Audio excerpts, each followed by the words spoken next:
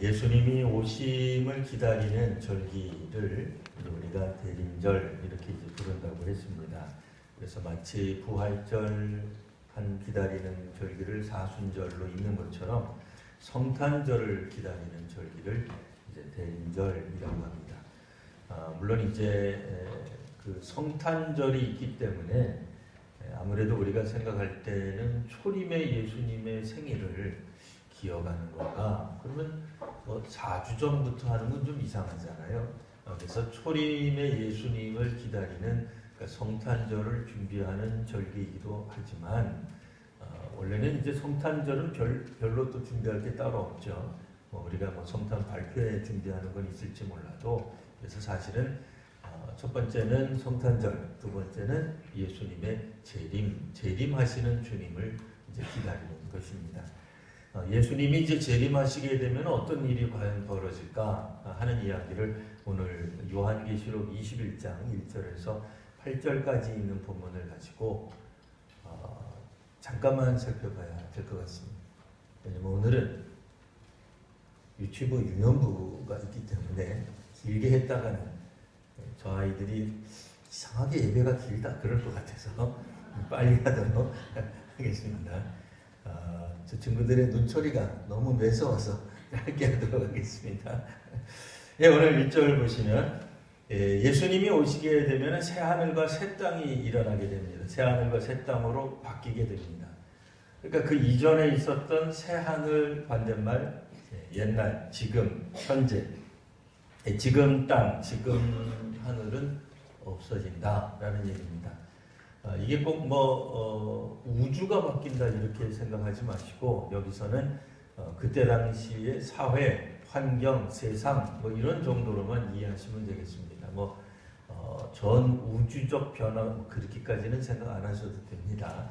전 우주적 안드로메다 행성이 바뀌고 그쪽이 바뀐다는데 우리가 뭘 어떻게 알겠어요? 아무것도 몰라요. 태양계 지구 밖에서 일어나는 그것까지 우리가 알 것까지는 없는 것 같습니다. 그죠? 우리가 지금 알고 있는 모든 세상이 다 뒤바뀌게 될 것이다 라고 이해하시면 됩니다. 자, 그러면 지금 있는 하늘과 땅이 완전히 새 하늘과 새 땅이 바뀌는데 1절 쭉 보시면 바다는 없어지더라 이렇게 돼 있어요. 바다는 다시 생기지 않습니다. 왜 바다가 생기지 않느냐? 우리 성도님들 여름철 되면은 휴가 가는 이 바다 좋은 거잖아요. 근데 이 바다가 다시는 안 나타난다라고 하는 얘기가 뭐냐? 요한계시록에서는 다른 성경 말고요. 요한계시록 범위 내에서 바다는 악한 영들이 있는 곳이에요. 사람들에게는 공포를 유발하고 또 죽은 자들이 가는 곳, 특별히 믿지 않는 우상 숭배한 사람들이 가 있는 곳이 곧 무저갱인데 무저갱의 짐승이 나타나는 곳이 곧 바다로 되어 있습니다. 그러니 이제 하나님 나라가 임하게 되면 바다는 생성되지 않는다. 그러면 이제 우리 또 걱정하는 거죠. 이 바다나 강은 없어지는 건가? 그런 개념이 아니고 여기서 말하는 바다는 죽음이, 공포가, 억압이 혹은 그때 있었던 모든 부정과 불의, 착취가 사라진다라고 생각하시면 되겠습니다. 2절에 보시면 거룩한 성 새 예루살렘이 내려옵니다. 거룩한 성 예루살렘이 성이 내려온다. 이런 생각을 가지니까 우리 한국에 있는 어떤 이단이 새 예루살렘이라는 이름을 넣어서 또 이단을 또 열심히 하는 분도 계세요. 그게 아마 교회 이름이라고 생각을 했는지 그거 아닙니다. 교단 이름이나 교회 이름을 쓴다고 해서 거기가 거룩한 장소, 새하늘과 새 땅에 임하는 특별한 은혜의 장소, 구원의 장소가 아닙니다. 새하늘과 새 땅과 더불어 오게 되는 새 예루살렘 성, 도성, 하나님의 왕국이라는 뜻이에요. 하나님의 왕국이 임하는 이유는 요한계시록 역시 요한계시록 읽기에 따르면 그때에 이제 예수님이 재림하실 때에 없어지는 국가가 있어요. 어떤 나라죠? 바벨론. 이렇게 나옵니다. 우리 성도님들이 다 이제 세계사를 어느 정도 알고 계실 텐데 예수님 시대 그리고 초대교회 시대에는 바벨론이라는 나라가 진작에 없어진 나라예요. 없어요. 역사상에 없는 나라예요. 그러니까 이 여기서 말하는 음녀 바벨론, 뭐 바벨론의 이 운명이 마치 이 맷돌처럼 바다에 꼭 빠져가지고 다시는 나타나지 않는. 근데 이미 안 나타났어요. 이미 없어졌어요. 그러니까 바벨론은 어느 나라를 상징하는 거겠습니까? 로마 제국을, 당시에 2000년 전에 있었던 로마 제국을 상징하는, 비유하는, 은유하는 표현입니다. 하나님 나라가 임할 때에 일어나는 특별한 현상 중에 하나가 바로 뭐냐면 이 세상의 세속 정부가 사라지게 될 것이다 하는 거예요. 그러니까 새 하늘과 새 땅이 오게 되고 지금 있는 처음 하늘과 처음 땅이 없어지게 되는 것은 문자 그대로 우리 이제 한국말로 천지개벽이 일어나는 거예요. 천지개벽 그랬다고 해가지고 뭐 어느 종교가 말하는 그걸 말하는 건 아닙니다. 뭐 비슷하긴 합니다만 문자 그대로 우리가 상상할 수 있는 우리 한국 사람들이 기본적으로 사용했던 개념 중에 하나는 천지개벽이 일어나는 거예요. 근데 기존에 있었던 것이 다 완전히 뒤집어지는 건데 그 뒤집어지려면 지금 이 시대로 말하면 뭐 정부, 나라, 뭐 혹은 통치하는 것, 뭐 권세 자본 이들 그런 모든 것들이 다 사라지는 거예요. 누가 온다는 거예요? 예루살렘이 온다는 거예요. 새로운 예루살렘이 온다고 하는 것은 도성이에요. 그러니까 옛날에는 왕이 주로 성을 중심으로 살았다라고 기억하고 계시죠? 네, 맞습니다. 뭐 우리도 한성에 살고 있어요. 여기가 어느 구? 성, 동구, 한성의 동쪽이라는 거예요. 뭐 몰랐던 것처럼 그렇게 그러시면 안 돼요. 다 알고 있는 내용이에요. 원래 한성의 동쪽이다 그 얘기예요.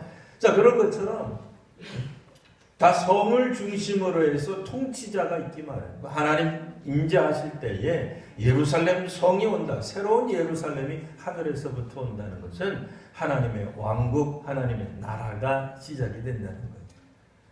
자, 그리고 이제 음녀여라고 이제 표현이 되어 있던 음란한 도시라고 표현되어 있던 바벨론을 대치하는 바벨론도 망하는 거예요. 처음 하늘과 처음 땅에 속해 있기 때문에 그래요.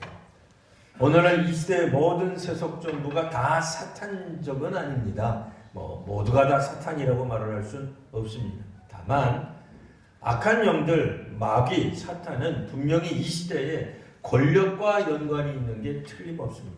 옛날에는 왕권이요, 지금은 정부의 배후에 숨어있는 어떤 것으로 역할을 할 수 있다는 얘기예요. 왜요?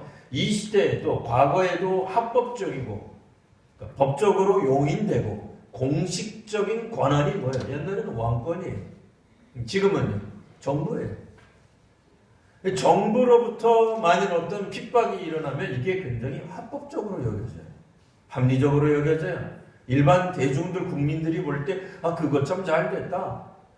국가에 대해서 그렇게 반대하더니 반국가적 모습을 갖더니 결국 적골이 되고 마는구나 라고 사람들이 인정하지. 그걸 이상하게 보지 않는단 말이에요. 스데반이 순교할 때도 당시의 사람들 종교체제로는 당연한 것처럼 여겨졌어요. 예수님이 십자가에 못 박힐 때도 사람들이 왜 빌라도의 손을 빌리느냐? 당시에 공적 권력의 힘을 빌어야만 뒤탈이 없다고 생각이 되는 거예요. 악한 영들은 이와 같이 예수님의 십자가 사건이나 스데반의 순교 사건에서도 나타나듯이 종종 공적인 권력을 가지고 교회와 그리스도와 또한 믿는 이들을 핍박하고 또 하나님으로부터 멀어지게 만드는 겁니다. 하나님 나라가 임하게 되면, 마지막 때가 되면, 소위 말하는 백보자 심판이 일어나게 되면 하나님 나라가 임하게 되는데 그때는 어떤 일이 벌어진다고요? 이 바다는 없어져요. 악한 영들의 집합소 끝을 모르고 그냥 무한정 끊어져, 그러니까 계속 떨어져 내리는 것 같은 감옥, 그런 감옥이 이제 사탄의 그 온상지가 아니에요. 사탄도 거기에 매이는 거예요. 거기에 갇히는 거예요. 이제 모든 것들이 다 정리가 됩니다.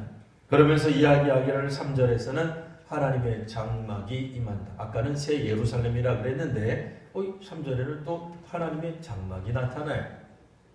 이게 왜 또 이렇게 갑자기 나타나요?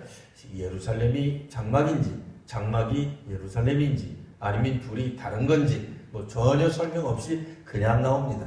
근데 중요한 건 뭐예요? 새로운 이 하나님의 장막이 임할 때에 나타나는 현상 3절 보시면 자, 장막이 사람들과 함께 있음에 하나님이 그들과 함께 있습니다. 라는 말이에요. 하나님이 우리와 함께 계신다. 어디서 많이 듣던 얘기죠? 임마누엘. 하나님이 우리와 함께 계십니다. 기본적으로 임마누엘의 축복은 예수님 탄생하실 때에도 그 전에도 나타났던 표현인데요. 사람이 하나님과 동행해야 하지만 기본적으로 하나님이 우리와 함께 하십니다. 은혜적 차원이에요. 베푸시는 거예요. 무조건적으로 우리에게 주시는 거예요. 하나님이 우리와 함께 계실 때에 우리는 하나님의 백성이 될 수 있는 겁니다. 왜 뜬금없이 하나님의 장막이 다시 임하는가? 이 말씀은 구약 성경 시대 때의 장막이 있었어요. 성막 형태로 있었습니다. 근데 이 성막을 솔로몬이 볼 때는 참 빈약하다고 생각을 했어요. 그래서 이 성막을 어떻게든 좀 우아한 모습으로 만들려고 우리로 말하면 콘크리트 벽돌, 그때는 콘크리트 벽돌이 아니었습니다만 어쨌든 잘 만들려고 한 게 소위 말하는 성전이었어요. 근데 문제가 생겼어요. 성막 시절에는 생각지도 못한 일이 벌어진 겁니다. 성막은 그래도 이 제사장들이 메고 다녔단 말이에요. 하나님의 백성들과 어디든지 함께 하신다. 성막이 가는 곳마다 하나님의 백성이 뒤따른다. 이런 개념이 있었는데 성전이 세워지고 난 다음부터는 하나님은 성전 안에만 갇히는 것 같은, 성전 안에서만 사시는 것 같은, 하나님의 능력의 범위를, 하나님의 역사하심의 범위를 제한하는 것 같은 오류가 생기기 시작했어요. 이후로 이 솔로몬 성전 이후에 있었던 종교 혹은 정치 지도자들은 자신들이 이 예루살렘 성전을 확보했다는 이유로 하나님을 조종의 대상으로 자기네들 마음대로 조종할 수 있다고 생각을 한 거예요. 역사적으로 어쨌든 이제 하나님의 법궤도 사라지고 성전도 여러 번 무너지는 일을 겪게 됩니다. 그리고 이제 우리가 알다시피 초대교회 AD 70년, 주후 70년 이후에는 성전이 아주 비참하게 무너지는 역사가 일어납니다. 사람들 마음 가운데 성전이 무너졌어요. 하나님 안 계시는 거예요. 하나님의 영광이 떠나버린 거예요. 언제 하나님 우리와 동행하시나, 언제 여호와 하나님이 우리의 하나님이 될 건가 생각하는데 마지막 때에 하나님의 장막이 이들 가운데, 믿음의 사람들 가운데 임하시는 거예요. 하나님의 성전이 다시 임함으로, 하나님의 장막이 임함으로, 그러니까 장막 혹은 성전 이게 중요한 게 아니라 우리가 하나님의 백성이 된다. 이게 이제 중요한 개념입니다. 마지막 때 하나님의 성전에, 하나님의 장막에 하나님의 백성이 되는 사람들이 있는 반면 여기에 들지 못하는 사람들도 있습니다. 이게 누굽니까? 8절에 보시면 두려워하는 사람, 믿지 아니하는 사람, 끝까지 믿어야 되는데 믿지 못하는 사람들이 있어요. 7절에 보면 이기는 자에게 상속으로 주시는 생명수 같은 생수가 있습니다. 생명수기 때문에 생명수 샘물을 먹으면 영생을 얻는 거예요. 생명수니까요. 이기는 자에게는 이것이 상속되는 거예요. 이것을 가질 수 있는 거예요. 이긴다라고 하는 표현이 뭐예요? 우리가 하나님이 우리에게 은혜를 베푸실 때는 거저 주세요. 6절에도 나오잖아요. 목마른 자에게 값없이 주신다. 원하는 자에게 누구든지 주십니다. 누구라도 원하면 받을 수 있습니다. 그러나 이 사람만 끝이 아니라 이기는 자가 상속으로 받는다. 이건 또 뭔 소린가? 믿음으로 출발했을지라도 끝까지 가지 아니하면 이기는 자가 안 되는 거예요. 뜀박질을 했으면 승리하셔야 돼요. 1등 하라는 얘기가 아니라 오늘 우리로 말하면 무슨 기념 마라톤 대회, 하프 마라톤 대회, 거기는 10km 끝까지 뛰기만 해도 메달 다 줘요. 뭘 기념하면서 뛰는 거예요. 근데 뛰다가 중도에 멈추면 기념 티셔츠만 받아요. 끝까지 달리면 메달을 받을 수 있는 거예요. 면류관을 받는 거예요. 겉모습은 그리스도인인데 티는 받았는데 종착점에 안 온 거예요. 그걸 이기지 못한 거예요. 어떤 사람들이 두려워하는 사람들.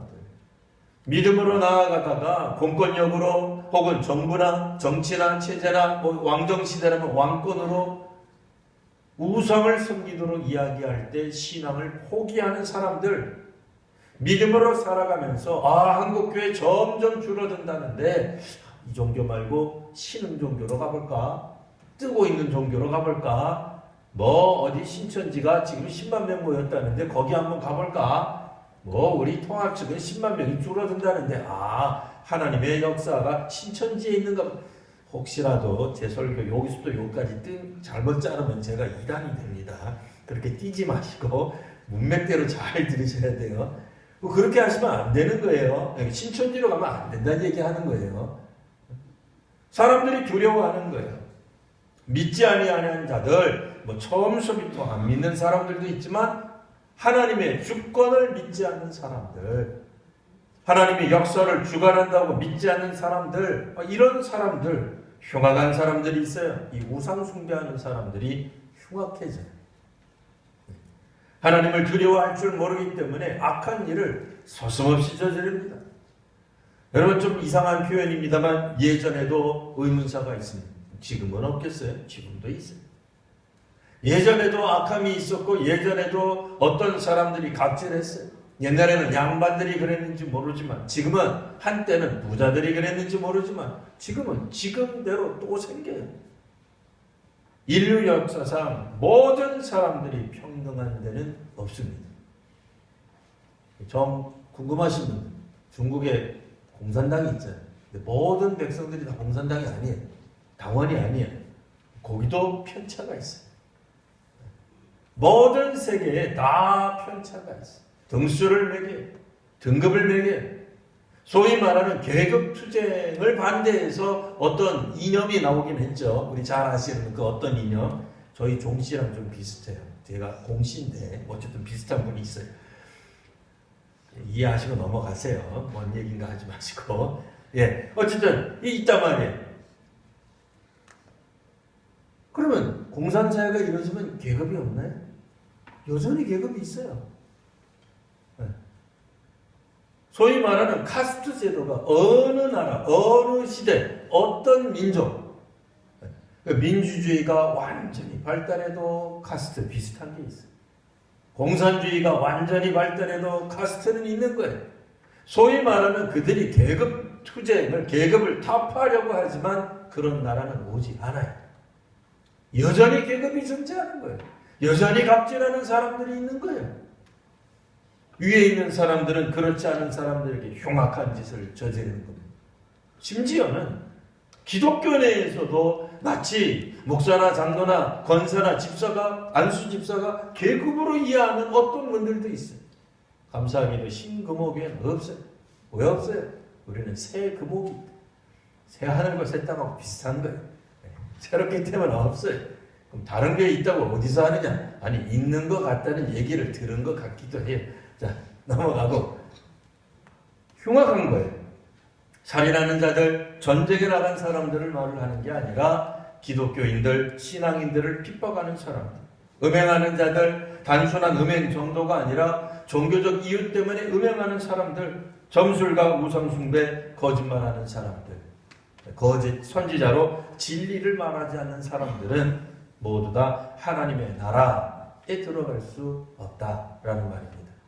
하나님의 나라에 들어가는 이들은 다름 아니라 끝까지 싸워서 이기는 사람입니다. 여러분, 믿음으로 출발한 분들이 끝까지 믿음으로 경주하셔야 됩니다. 마지막 우리의 인생 다하는 날까지 믿음 가운데서 승리하는 우리 귀한 성도님들 모두가 되시기를 바랍니다. 기도하겠습니다.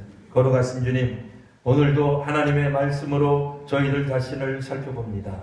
말씀 안에서 저희들이 온전히 다시 한번 새로워지게 하여 주시옵소서. 새하늘과 새 땅에 합당한 새로운 사람들, 새로운 존재들, 새로운 어떤 존재들이 되게 하여 주옵소서. 거룩하신 우리 구주 예수님 이름으로 기도드리옵나이다. 아멘.